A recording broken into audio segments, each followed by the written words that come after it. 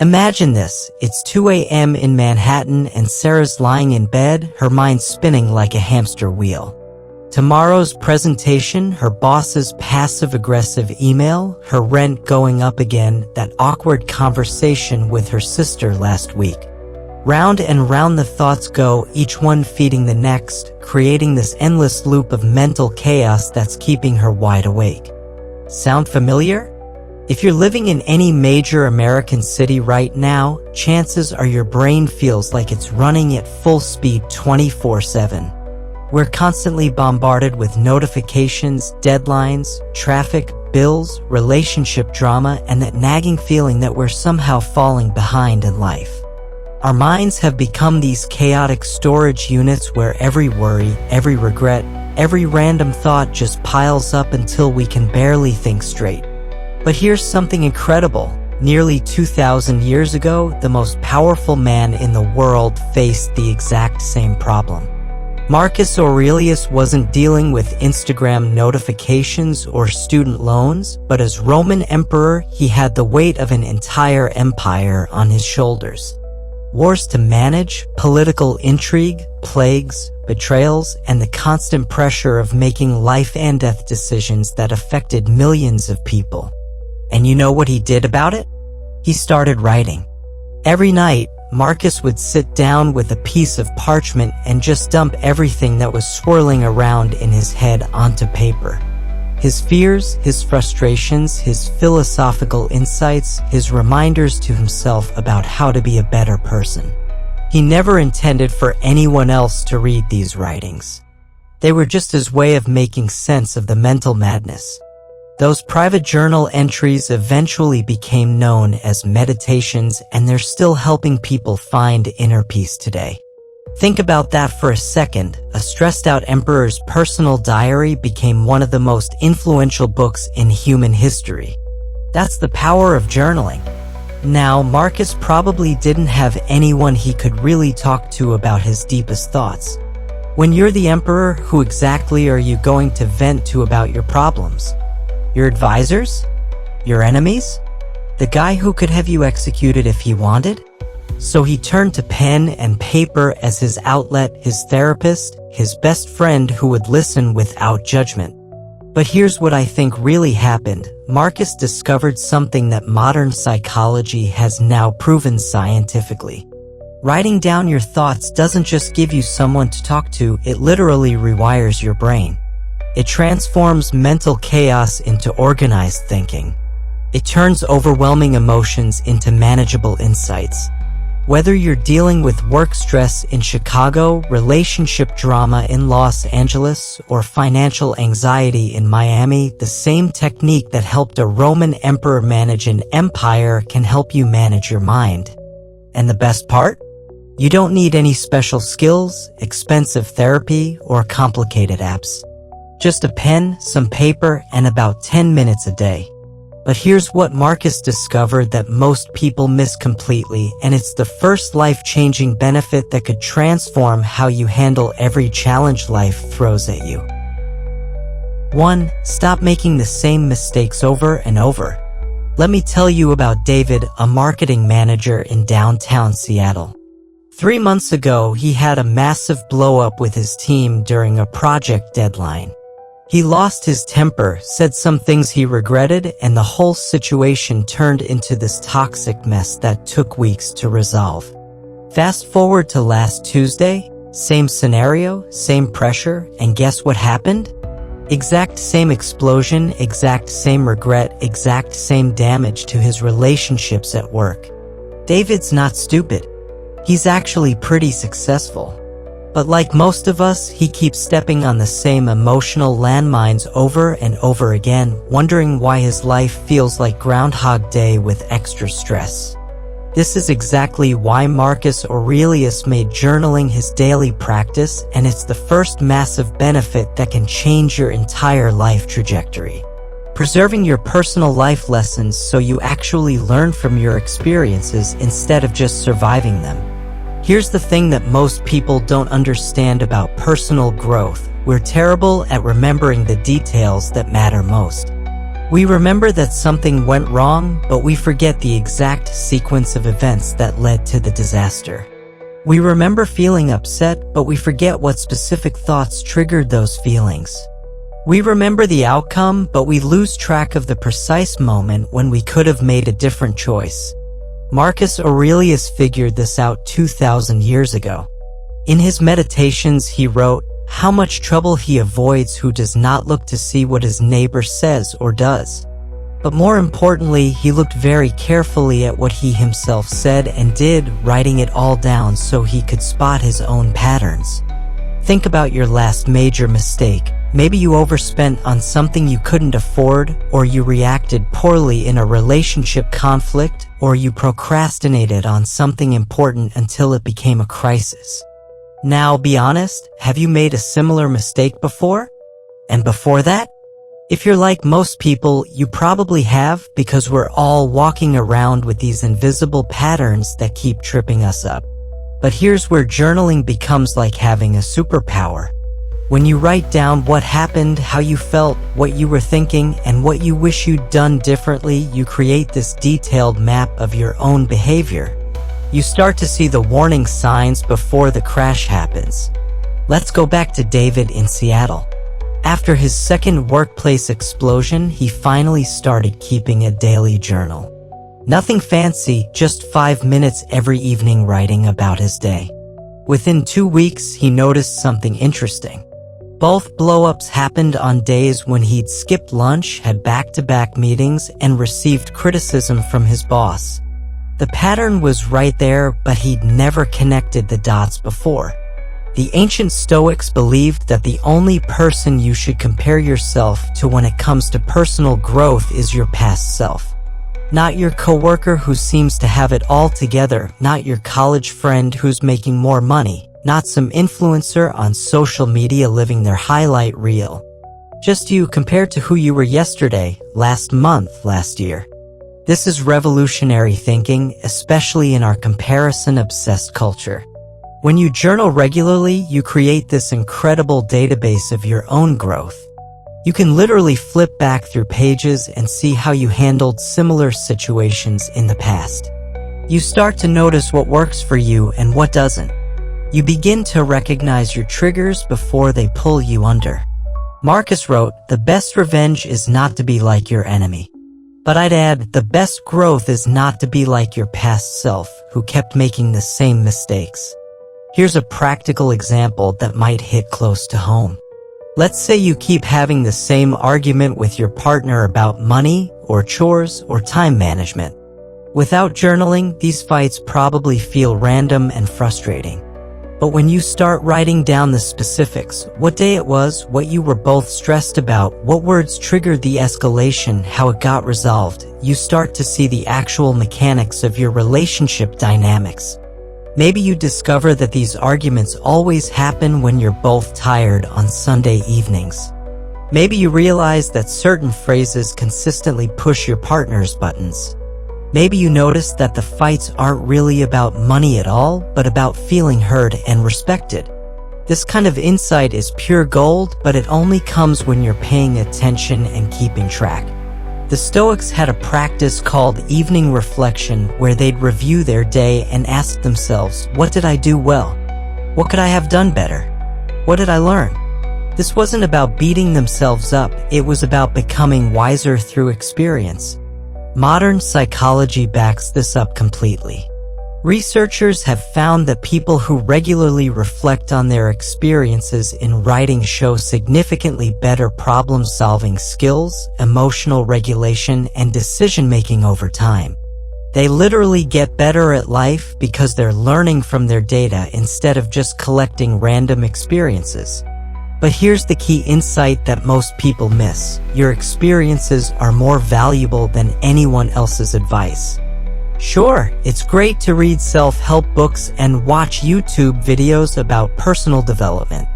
But there's nothing like your own individual story, your own patterns, your own lessons learned the hard way. Every person is unique, and so is every situation you face. What works for your best friend might be a disaster for you.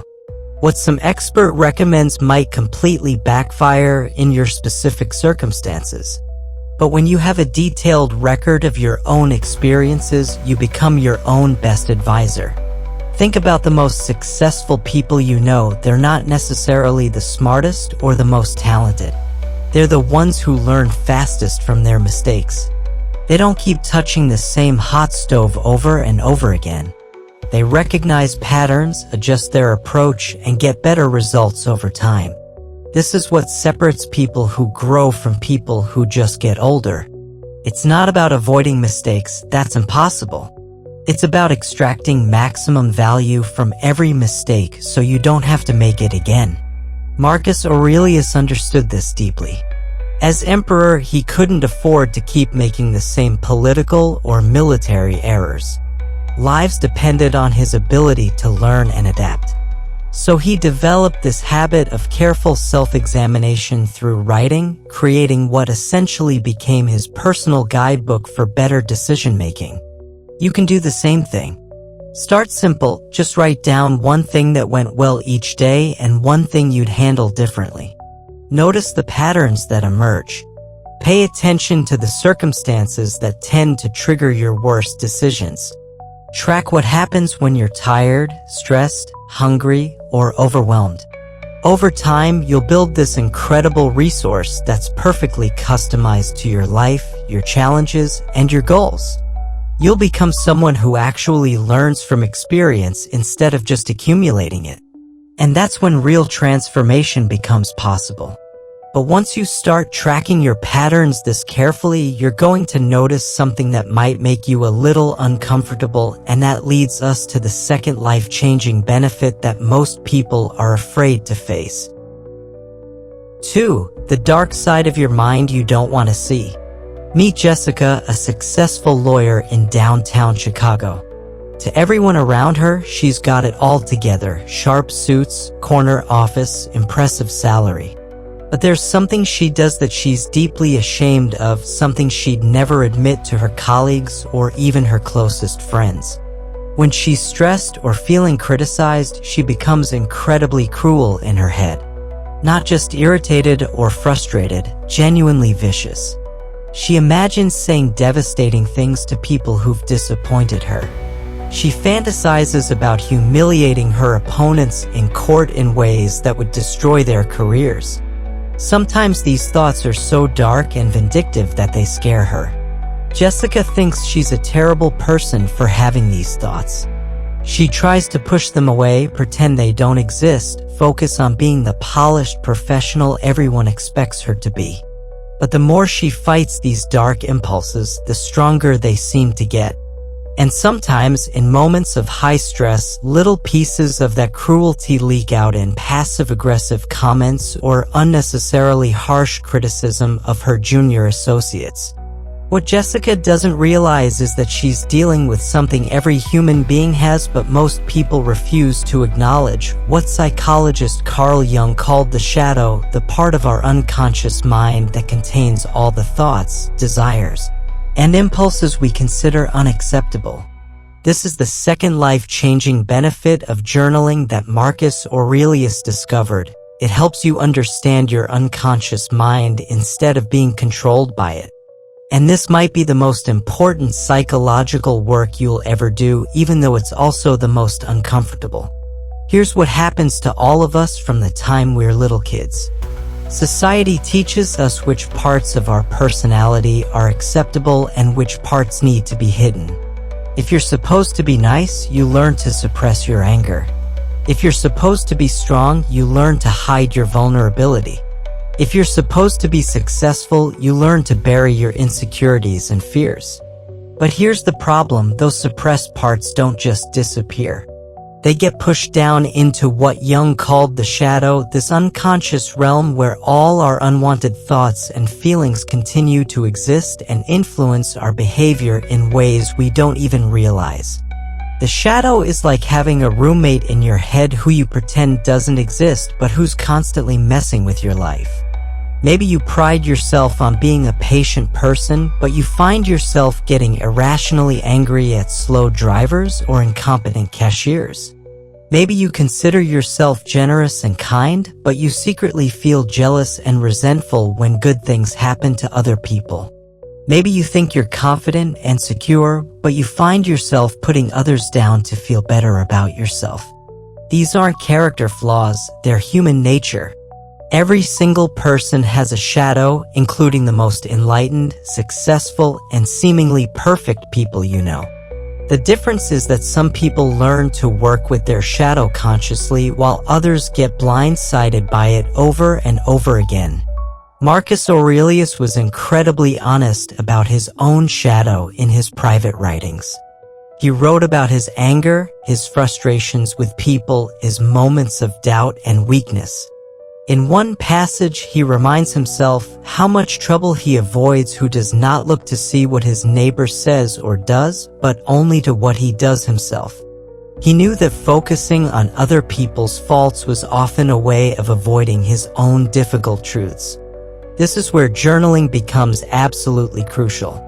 When you start writing honestly about your thoughts and feelings, not just the socially acceptable ones, but the messy, complicated, sometimes ugly ones too, you begin to shine a light on your unconscious patterns. Let's go back to Jessica in Chicago. After months of being confused and frustrated by her own behavior, she finally started keeping a private journal where she allowed herself to write down her actual thoughts, not the sanitized version she'd share with anyone else. She wrote about her vindictive fantasies, her moments of cruelty, her deep insecurities about not being good enough despite all her professional success. At first, it felt terrible. She was horrified by what came out on paper. But gradually, something interesting started happening. She began to see patterns in when these dark thoughts emerged. They weren't random, they showed up when she felt threatened, criticized, or out of control. She realized that her inner cruelty was actually a defense mechanism, a way of protecting herself when she felt vulnerable. This is the power of shadow work through journaling. Instead of being ambushed by your unconscious impulses, you start to understand them.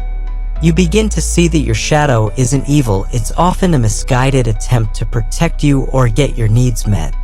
The ancient Stoics understood this principle deeply. Epictetus taught that we suffer not from events themselves, but from our judgments about events. But before you can change your judgments, you have to become aware of them, including the ones you'd rather not admit you have. When you journal about your shadow material, your jealousy, your anger, your petty resentments, your fears, you're not indulging in them or making them stronger. You're doing the opposite. You're bringing them into the light where they lose their unconscious power over you. Think about it this way. Imagine you're walking through your house at night and you keep bumping into furniture because you can't see where you're going. You could keep stumbling around in the dark, getting bruised and frustrated. Or you could turn on the lights and see exactly where everything is. That's what journaling does for your psyche. The shadow becomes dangerous when it's unconscious. That's when it manifests in destructive ways, through passive aggression, projection, sudden outbursts, self-sabotage, or what psychologists call shadow projections, where you see in others the very qualities you refuse to acknowledge in yourself. But when you make the shadow conscious through honest self-examination, something remarkable happens. You gain choice. Instead of being driven by unconscious impulses, you can recognize them and decide how to respond. Jessica discovered this after several months of shadow journaling. She still had vindictive thoughts when she felt threatened, but now she could recognize them as her shadow's way of trying to protect her. Instead of being controlled by these impulses or ashamed of them, she could acknowledge them and choose a more constructive response. Marcus Aurelius wrote, "The best revenge is not to be like your enemy." But sometimes our biggest enemy is our own unconscious shadow, and the best way to defeat it is not to fight it, but to understand it. This kind of self-knowledge is incredibly liberating. When you stop pretending to be perfect and start being honest about your full human experience, you become more authentic, more compassionate, and paradoxically more capable of actually embodying the positive qualities you want to develop. But understanding your shadow is just the beginning. Once you start this level of honest self-examination, you'll discover that it requires something most people struggle with in our instant gratification culture, and that's the third life-changing benefit we need to talk about. 3. How 10 minutes of writing makes you unstoppable. Let me introduce you to Maria, a graphic designer living in Austin, Texas. 6 months ago, her life was a complete mess. She'd wake up with good intentions, but by noon, she'd be scrolling through social media instead of working on client projects. She'd plan to go to the gym, but somehow end up binge-watching Netflix instead. She'd promise herself she'd eat healthier, but find herself ordering takeout for the 4th time that week. Maria wasn't lazy or unmotivated. She was just stuck in this cycle where her good intentions never translated into consistent action. Then she started doing something that seemed almost too simple to work. Every night before bed, she'd spend 10 minutes writing down 3 things she wanted to accomplish the next day. Not a massive to-do list, not complicated goals, just 3 simple, specific tasks. Finish the logo design for Johnson's restaurant. Go for a 30-minute walk. Cook dinner instead of ordering out. That's it. 10 minutes of writing. But here's what happened over the next few months. Maria became unstoppable. Not because she suddenly developed superhuman willpower, but because she discovered the third life-changing benefit of journaling that Marcus Aurelius knew 2,000 years ago. It strengthens discipline in ways that ripple through every area of your life. Here's the thing about discipline that most people get wrong. They think it's about forcing yourself to do things you don't want to do through sheer willpower. But that's not sustainable. Real discipline is about creating systems that make good choices easier and bad choices harder. And journaling is one of the most powerful systems you can develop. When Marcus Aurelius sat down each evening to write his thoughts, he wasn't just processing his day. He was training his mind to be more intentional, more focused, more disciplined in his thinking. The Stoics called this practice ascesis, which means training or exercise. Just like physical exercise strengthens your body, mental exercise through writing strengthens your capacity for self-discipline. But here's where it gets really interesting. Discipline is contagious. When you become disciplined in one area of your life, it automatically starts affecting other areas too. It's like your brain develops this new operating system that values consistency and follow-through. Let's go back to Maria in Austin. She started with just those 3 daily goals written down each night. But within a few weeks, something weird started happening. Because she was more focused on her work goals, she naturally started making better decisions about her time. Because she was hitting her exercise goals, she found herself wanting to eat healthier food. Because she was cooking more at home, she was sleeping better and waking up with more energy. This isn't magic, it's psychology. Researchers have found that when people successfully build one habit, they're significantly more likely to succeed at building other habits too. It's called habit stacking. And journaling is like the master habit that makes all other habits easier. Marcus Aurelius understood this principle deeply. In his meditations, he wrote, "At dawn, when you have trouble getting out of bed, tell yourself, I have to go to work as a human being." He knew that discipline wasn't about grand gestures or perfect days. It was about showing up consistently, even when you didn't feel like it. The beauty of using journaling to build discipline is that it works on multiple levels simultaneously. First, there's the act of writing itself. When you physically write down your intentions, You're engaging your brain differently than when you just think about them. You're creating what psychologists call implementation intentions, specific plans that bridge the gap between wanting to do something and actually doing it. Second, there's the accountability factor. When you write down that you're going to do something, and then you have to face that piece of paper the next day, there's a natural accountability that happens. You either did what you said you'd do or you didn't. There's no hiding from yourself. Third, there's the pattern recognition we talked about earlier. When you journal consistently, you start to see which strategies work for you and which ones don't. Maybe you discover that you're more productive when you tackle your hardest task first thing in the morning. Maybe you realize that you stick to your exercise routine better when you lay out your workout clothes the night before. These insights only come when you're paying attention and keeping track. But here's the most powerful part. Journaling makes you more aware of the story you're telling yourself about who you are.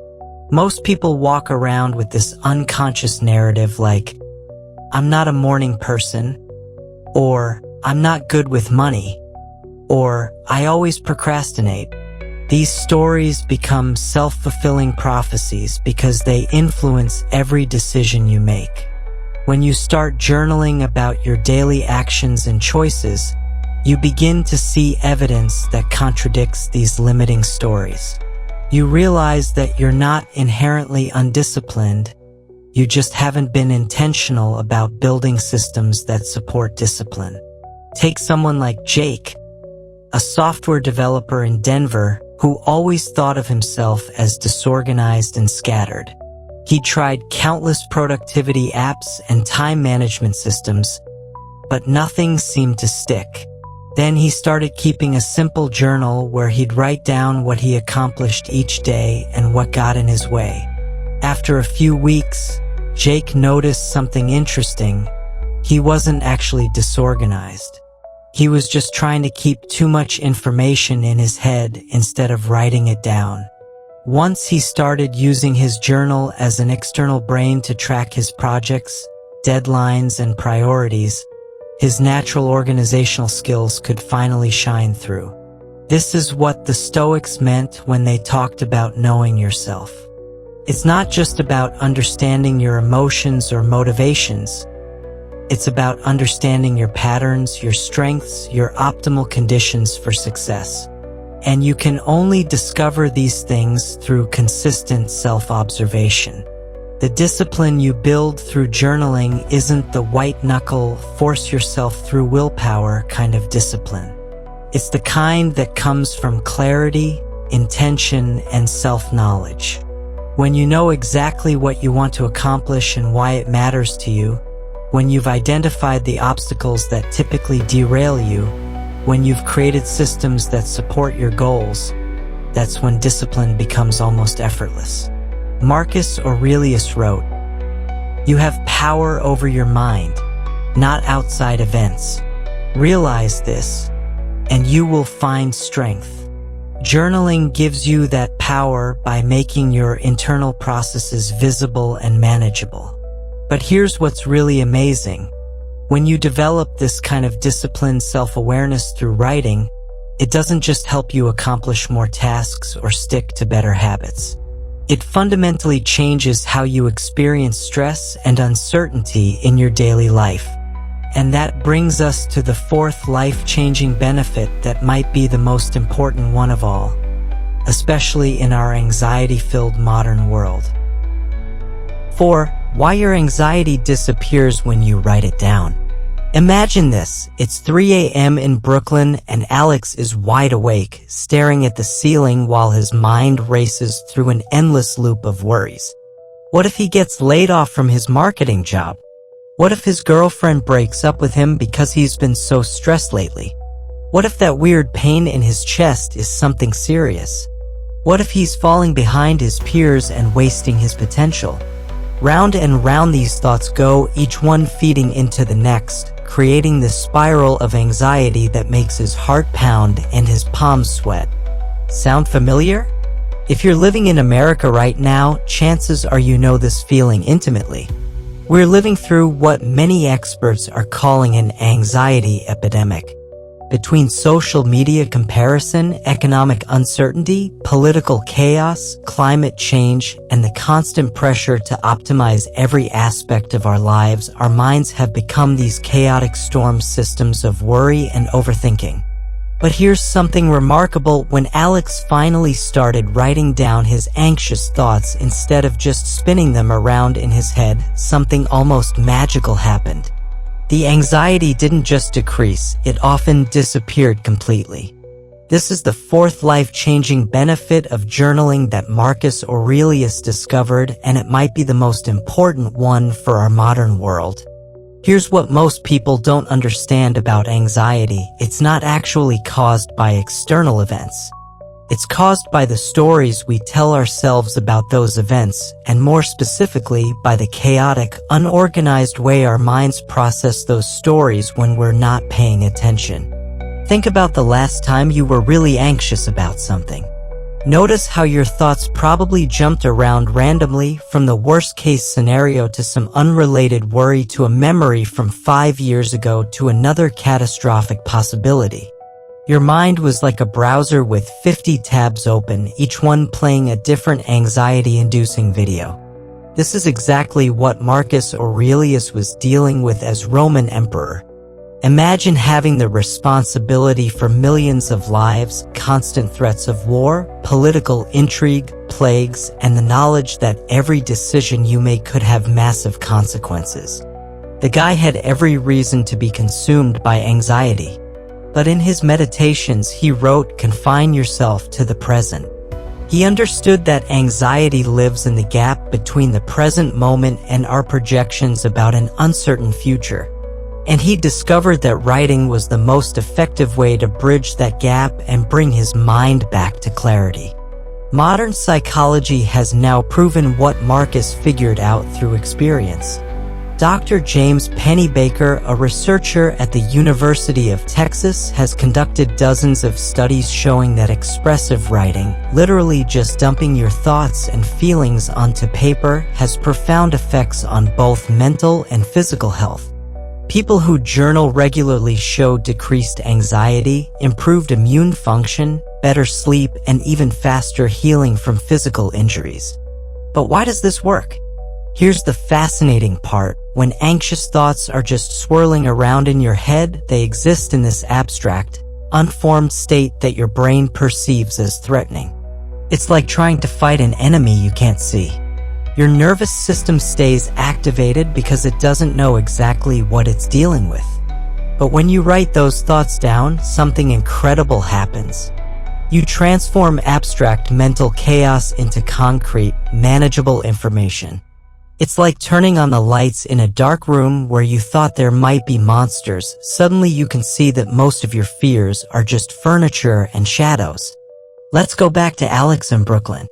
When he finally started writing down his 3 a.m. worry sessions, here's what he discovered. Most of his anxiety was coming from what psychologists call rumination, the same few core fears playing on repeat, just disguised as different scenarios. He was worried about financial security, but his mind was expressing this as fears about his job, his relationship, his health, his future. Once he could see this pattern on paper, he realized he wasn't actually dealing with 20 different problems. He was dealing with one core fear that was creating 20 different anxiety symptoms. This is what the Stoics meant when they talked about the power of clear thinking. Epictetus taught, it's not what happens to you, but how you react to it that matters. But before you can react wisely, you have to see clearly what you're actually reacting to. Writing creates what psychologists call cognitive distance, the ability to step back from your thoughts and observe them objectively instead of being completely absorbed by them. When your anxious thoughts are just in your head, you are those thoughts. When they're on paper, you can look at them and evaluate whether they're actually helpful or accurate. Here's a practical example that might change your life. Next time you're feeling anxious, try this simple exercise. Set a timer for 10 minutes and write down everything you're worried about, no matter how silly or irrational it seems. Don't edit yourself, don't try to be logical, just dump it all onto paper. Then go through each worry and ask yourself 3 questions. Is this something I can control? Is this actually happening right now, or am I worried about something that might happen in the future? What would I tell a good friend who came to me with this exact worry? What you'll probably discover is that most of your anxiety is about things you can't control, things that aren't actually happening right now, and things you wouldn't even take seriously if someone else brought them to you. This isn't because you're being irrational, it's because anxiety hijacks your brain's normal reasoning processes. Marcus Aurelius used this technique constantly. In his journal, he'd write things like, "Remember that very little disturbs the peace of mind of a man who has learned to distinguish between what is his own and what belongs to others." He was constantly using writing to separate real problems from imaginary ones. But here's the most powerful part. Journaling doesn't just help you manage anxiety in the moment, it actually rewires your brain to be less anxious over time. When you regularly practice transforming chaotic thoughts into organized writing, you're training your mind to process stress more effectively. Think of it like cleaning a messy room. When everything is scattered and disorganized, the mess feels overwhelming and you don't know where to start. But when you sort everything into categories, clothes here, books there, papers in this pile, suddenly the task becomes manageable. You can deal with one category at a time instead of being paralyzed by the chaos. That's exactly what journaling does for your anxious mind. It takes the overwhelming mess of worries and sorts them into manageable categories. Some worries need action, some need acceptance, and some just need to be recognized as mental noise that doesn't deserve your attention. The ancient Stoics understood that peace of mind isn't about eliminating all problems from your life. That's impossible. It's about developing the mental skills to respond to problems with clarity instead of chaos. And writing is one of the most powerful tools for developing those skills. But before you start journaling, there's something crucial you need to know about how to do this practice correctly, because when it's done wrong, it can actually make your problems worse instead of better. The biggest journaling mistakes that make everything worse. As we wrap up our exploration of journaling, it's essential to address a crucial aspect, the common pitfalls that can undermine this powerful practice. While journaling can be a transformative tool for self-discovery, discipline, and anxiety reduction, it can also lead to negative outcomes if done incorrectly. Understanding these pitfalls can help you maximize the benefits and avoid the mistakes that might turn your journaling experience into a frustrating one. One of the most significant mistakes people make is approaching journaling as a way to wallow in negativity. It's easy to fall into the trap of using your journal as a place to vent frustrations or obsess over problems without seeking solutions. While it's natural to express difficult emotions, if you find yourself repeating the same complaints without reflection or action, you may end up feeling even more stuck and overwhelmed. Instead, consider framing your journaling practice around solutions and growth. After writing about a challenging experience, take a moment to reflect on what you can learn from it. Ask yourself questions like, what did this situation teach me? How can I respond differently next time? What steps can I take to improve or change this situation? This shift from problem-focused writing to solution-oriented reflection can transform your journaling into a powerful tool for personal growth. Another mistake is allowing journaling to become a chore rather than a beneficial practice. If you set rigid expectations for how much you should write or how often, you might find yourself resenting the very act that's meant to help you. Instead of forcing yourself into a daily habit, aim for consistency that fits your lifestyle. Whether you write 3 times a week or just when inspiration strikes, the key is to make it enjoyable and meaningful. Additionally, avoid the temptation to compare your journaling practice with others. Just as everyone's journey is unique, so too is their approach to journaling. What works for someone else might not resonate with you, and that's perfectly okay. Focus on what feels authentic to you and your experiences. Lastly, be mindful of how you interpret your journal entries. Journaling can sometimes lead to overthinking or misinterpretation of your feelings. When you reread your entries, try to view them with compassion and understanding rather than judgment. Recognize that your thoughts and feelings are part of being human and allow yourself the grace to grow beyond them. In conclusion, journaling can be an incredible ally on your journey toward inner peace and personal growth, but it's essential to approach it with the right mindset.